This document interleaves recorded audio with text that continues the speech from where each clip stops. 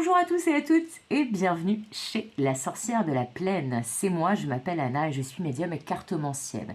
On se retrouve pour un nouveau numéro des cartes du jour, un tirage qui est publié quotidiennement mais qui reste intemporel. Donc ça fonctionne à partir du moment où vous regardez la vidéo et c'est bien entendu une guidance générale.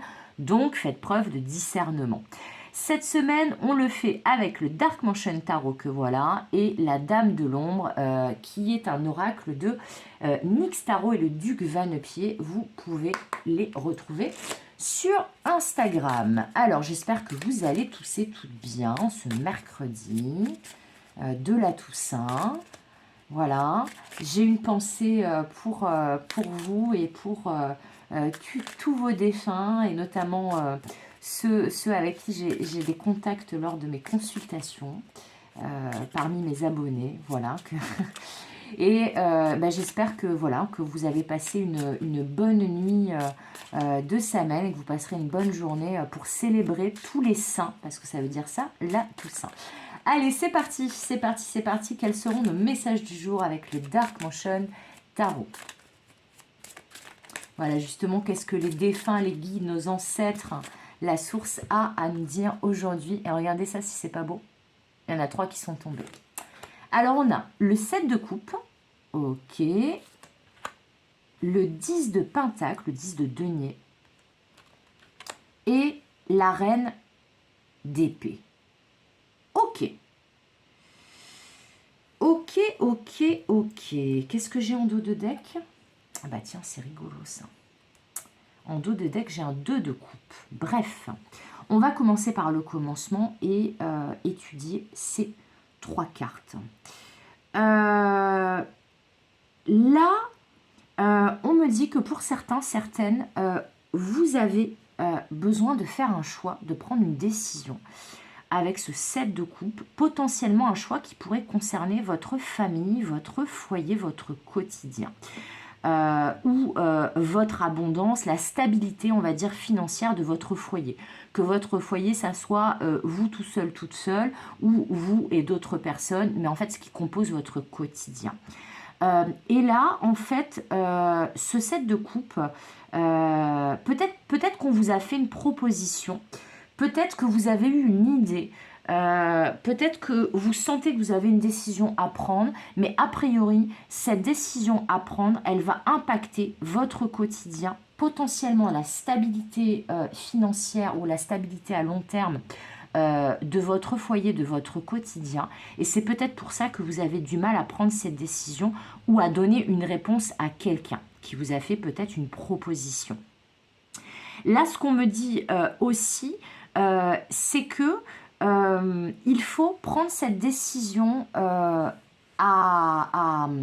avec la tête froide et avec intelligence et discernement. Ça, c'est l'énergie de la reine d'épée. La reine d'épée, elle a souvent mauvaise réputation parce que justement, elle est distante, elle est froide. C'est en général la femme veuve, célibataire ou divorcée du jeu de tarot. Mais c'est aussi quelqu'un qui en a pas mal CHIE. Hein, voilà, pour pas dire le mot, pour pas que je me fasse censurer par YouTube. Voilà, qui a pas mal galéré dans sa vie. Et du coup, bah, c'est un peu cette idée de « à moi, on me la fait pas » ou « on me la fait plus ». Donc en fait, cette reine d'épée, par moment, elle est un peu blasée. Elle peut paraître froide et distante, mais c'est parce que elle a de l'expérience et elle est déjà passée par des moments de vie compliqués. Et là, a priori, on vous dit que pour ne pas sombrer dans l'indécision du 7 de coupe, parce que ça peut parler aussi de procrastination et d'incapacité à faire quoi que ce soit ou à choisir quoi que ce soit, ce 7 de coupe, eh bien, on vous dit que si justement ça impacte le matériel, parce que le 10 de pentacle, on ne peut pas faire plus matériel que ça, ça parle justement d'une famille stable, ça parle du foyer, ça parle du quotidien, ça parle d'une stabilité au quotidien, et la reine d'épée, elle est bien dans le concret, elle est bien dans la réalité et dans le discernement. Et bien là, on vous dit... là, il va falloir de toute façon trancher. Vous voyez, elle a l'épée vers le haut. Et il va falloir penser avant tout au pratico-pratique et au concret. C'est-à-dire que là, on vous dit qu'un 10 de pentacle, ça ne se construit pas comme ça.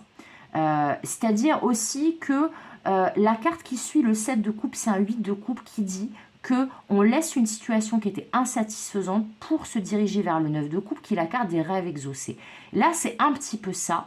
C'est qu'on vous dit, plutôt que de rester là à vous dire qu'est-ce que je vais faire, qu'est-ce que je dois répondre, est-ce que si je choisis ça, il va peut-être se passer ça, etc., etc.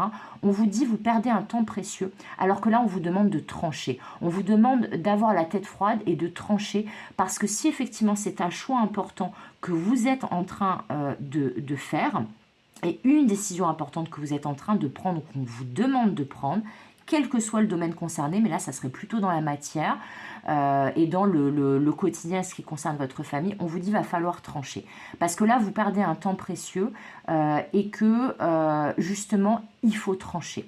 Donc, choisissez une coupe avec discernement et intelligence. Là, on ne vous dit pas forcément choisissez la coupe la plus jolie, celle qui a l'air la plus sympa. Choisissez celle qui a l'air la plus fonctionnelle par rapport à la problématique qui vous inquiète ou que vous rencontrez.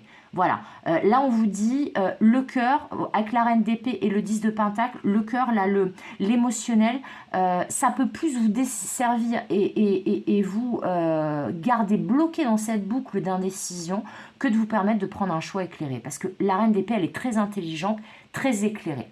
Alors, on va prendre tout de suite la carte complémentaire avec Notre-Dame de l'Ombre. Peut-être qu'on en saura plus sur ce choix, cette décision. En tout cas, là, il y a une notion de... Et alors, juste au moment où je dis... Laissez le cœur et l'émotionnel de côté, c'est la carte du cœur et des sentiments qui sort. Bon, j'ai compris. J'ai compris. Ok, les guides, en plus, je ne sais pas si vous avez vu, mais elle a bien jumpé, elle a bien sauté cette carte. En fait, les guides, là, me rappellent à l'ordre. Par rapport à ce que je venais juste de vous dire. Vous voyez, ça arrive, hein, même aux médiums cartomanciens expérimentés.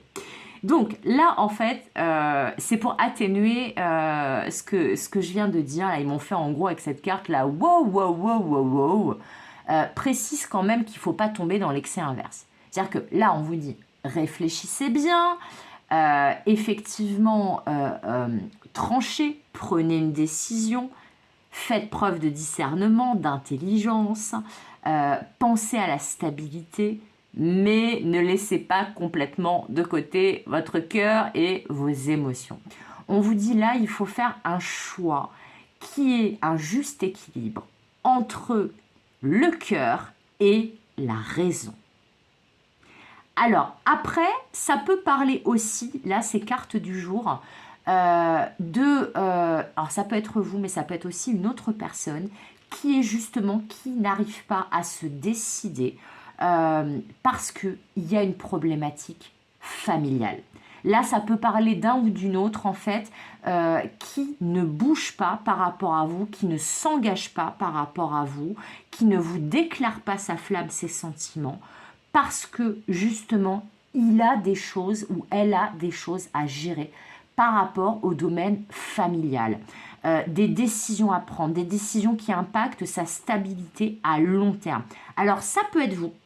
Peut-être que c'est vous aussi qui avez justement cette décision à prendre et des problématiques familiales à régler. Mais là, on vous dit, il faut que vous fassiez preuve de l'intelligence de la reine d'épée. Et de son côté, elle est décidée. Hein. Elle met pas 10 ans à choisir la bonne coupe dans le set de coupe. Hein. La reine d'épée, clac, elle tranche, elle y va. Donc, l'intelligence de la reine d'épée et le cœur de cette carte avec des sentiments, des belles fleurs qui fleurissent de ce beau cœur. On vous dit, il faut à la fois écouter la voix de votre cœur et la voix de votre, pas raison, parce que j'aime pas, je trouve que c'est trop pompeux le mot raison, mais on vous dit, là, il faut faire preuve d'intelligence émotionnelle. C'est-à-dire Ne pas être dans l'excès, ni de l'un, ni de l'autre. On peut être intelligent dans le domaine émotionnel. Là, en fait, on vous dit, ça sert à rien de vouloir ménager la chèvre, le chou, etc., machin, tergiverser et d'être dans une espèce de dualité mentale. En fait, ce qui aide là, dans la situation dont on nous parle aujourd'hui, c'est un bon mariage de l'intelligence et du cœur. Voilà. Bernard Werber, qu'est-ce que c'est cette phrase que j'aime beaucoup qui dit l'humour comme épée, l'amour comme bouclier, ou l'humour ou l'amour comme épée, l'humour pour bouclier. Mais en gros, là, c'est vraiment ça.